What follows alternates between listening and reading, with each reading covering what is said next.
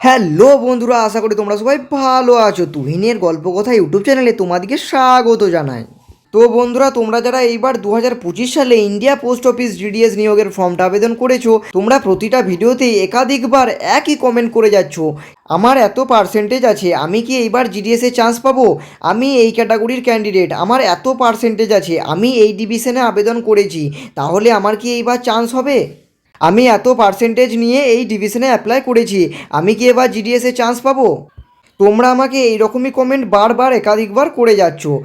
দেখো, তোমাদের পার্সেন্টেজ কত আছে না আছে এটা পরের কথা, কিন্তু 2024 সাল অর্থাৎ আগের বছরে রিক্রুটমেন্টে এই তিনটে স্টেট, আমাদের ওয়েস্ট বেঙ্গল, ত্রিপুরা এবং আসাম, এই তিনটে স্টেটের সব থেকে lowest cut off category wise কত গিয়েছিল, এটা কিন্তু আমি তোমাদেরকে ডিটেলসে শেয়ার করব এবং এর মাধ্যমে তোমরা জানতে পারবে যে আগের বছর অর্থাৎ 2024 সালে আমাদের ক্যাটাগরিতে এই পার্সেন্টেজ সব থেকে লোয়েস্ট কে ছিল।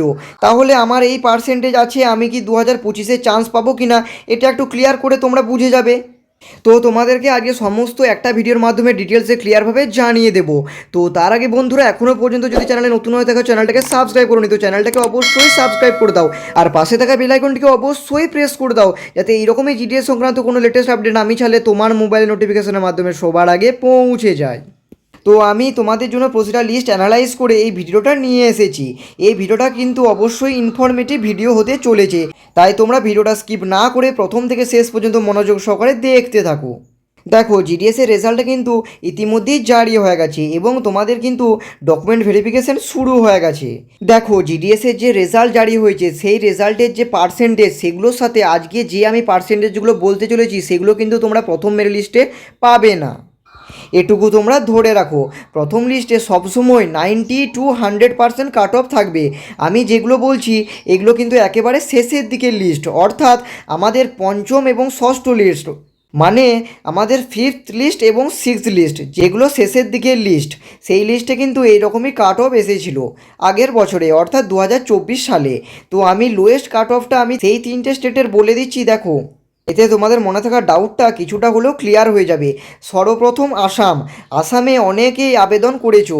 আসামে দেখো, 2024 সালে ইউআর ক্যাটাগরির ক্ষেত্রে লোয়েস্ট কাট অফ ছিল 80%। ওবিসি ক্যাটাগরির ক্ষেত্রে আসামের লোয়েস্ট পার্সেন্টেজ ছিল 75% আগের বছরে অর্থাৎ 2024 সালে।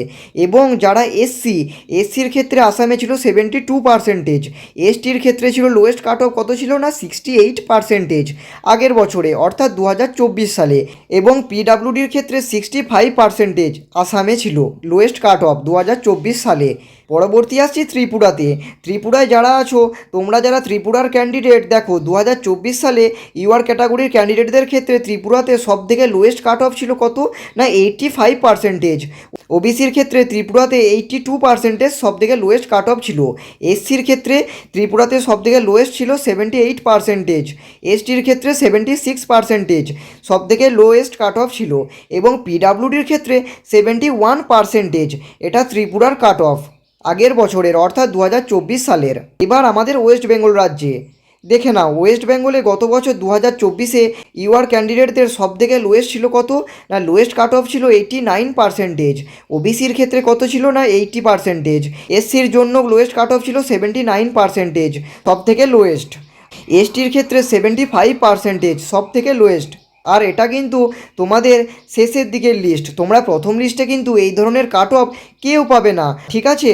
এগুলো কিন্তু তোমরা প্রথম লিস্টে পাবে না। প্রথম লিস্টে তোমাদের 90% থেকে 100%-এর মধ্যে কিন্তু কাট অফ থাকবে, এগুলো তোমরা প্রথম মেরিট লিস্টে পাবে না।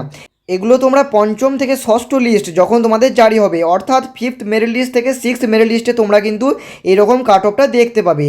তো তোমরা এখানে তিনটে স্টেটের মধ্যে একটা জিনিস লক্ষ্য করতে পারছো, আসামে কিন্তু সব থেকে লোয়েস্ট কাট অফ গেছে। আর আসামের সববারই লোয়েস্ট কাট অফ যায়, কারণ আসামের দিকে ক্যান্ডিডেটের সংখ্যা কম এবং সেখানে অনেক কম সংখ্যায় ক্যান্ডিডেটরা আবেদন করে, সেই ক্ষেত্রে আসামের কাট অফটা সব থেকে লোয়েস্ট যায়। তো এই ছিল আগের বছরের অর্থাৎ 2024 সালের সব থেকে lowest cut off category wise. Wise. এবার তোমরা দেখে নাও তোমরা কোন ক্যাটাগরি, তোমরা কোন রাজ্যের বাসিন্দা আর তোমাদের পার্সেন্টেজ কত আছে। যদি তোমরা ধরো ওবিসি হও, ওয়েস্ট বেঙ্গলের ক্যান্ডিডেট, যদি তোমার 80%-এর উপরে থাকে তাহলে কিন্তু তোমাদের চান্স থাকতে পারে।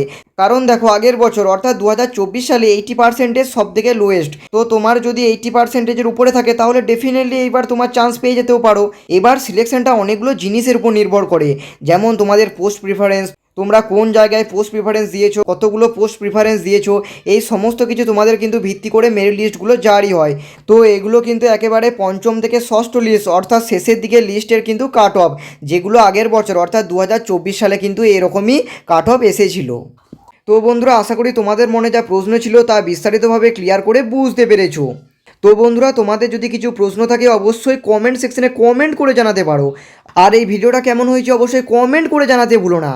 আর এখনও পর্যন্ত যারা চ্যানেল নতুন আছো চ্যানেলটাকে সাবস্ক্রাইব করে নিও, তো চ্যানেলটাকে এখনই সাবস্ক্রাইব করে দাও। আর পাশে থাকা বেল আইকনটিকে অবশ্যই প্রেস করে দাও, যাতে এইরকমই কোনো জিডিএস সংক্রান্ত লেটেস্ট আপডেট আমি ছাড়লে তোমার মোবাইলে নোটিফিকেশনের মাধ্যমে সবার আগে পৌঁছে যায়। এছাড়াও তোমরা জানো যে আমি চ্যানেলে বরাবরই জিডিএস সংক্রান্ত latest update, GK, work from home, scholarship এবং রেলওয়ে এবং নানা রকম সরকারি কাজের আপডেট দিয়ে থাকি। তাই তোমরা এই চ্যানেলটাকে সাবস্ক্রাইব করতে ভুলো না। তো বন্ধুরা আজকের মতো এই অবধি, দেখা হচ্ছে নেক্সট ভিডিওতে।